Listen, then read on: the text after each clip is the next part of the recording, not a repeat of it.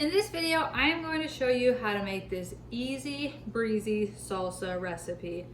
This recipe does not require a canner, you don't have to boil the jars, and the salsa tastes like restaurant style salsa. It is so good. This video is for you if you like to stockpile your salsa and are looking for an easy way to do so. Here are the ingredients I use to make the salsa. I will have a list in the description below. You will also need some canning jars with new lids, unless the jars are new.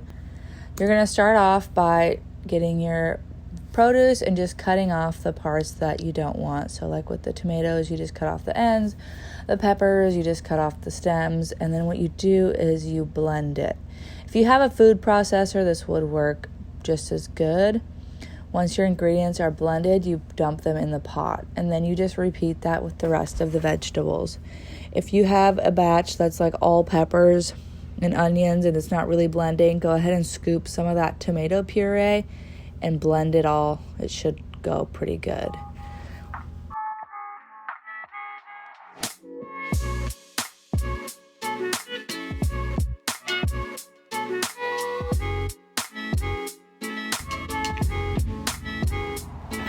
You're going to add all your blended vegetables to the pot. Then you're going to go ahead and add the non-vegetable things to the pot, which is just a few spices. Then you're going to do a 3/4 cups of vinegar mixed with cornstarch.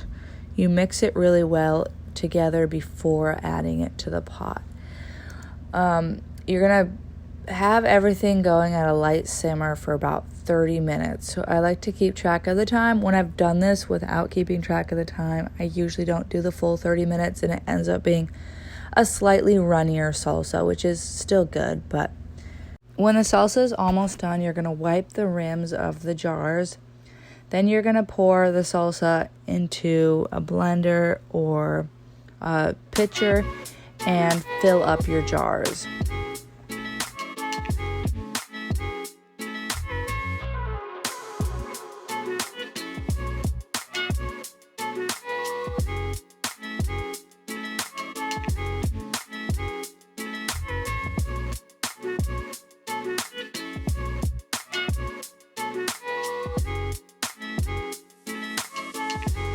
You're going to get a small pot of water boiling, and when the water is at a rapid boil, you'll put the lids of the jars in there for 30 seconds to a minute before then placing them on your salsa jars.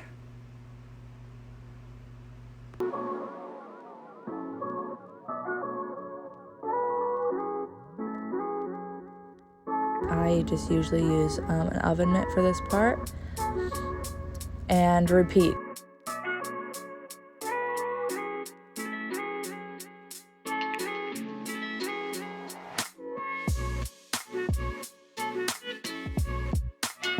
Once you have all your jars covered, you're going to put them on a baking sheet in the oven. I bake them at 350 for 15 minutes.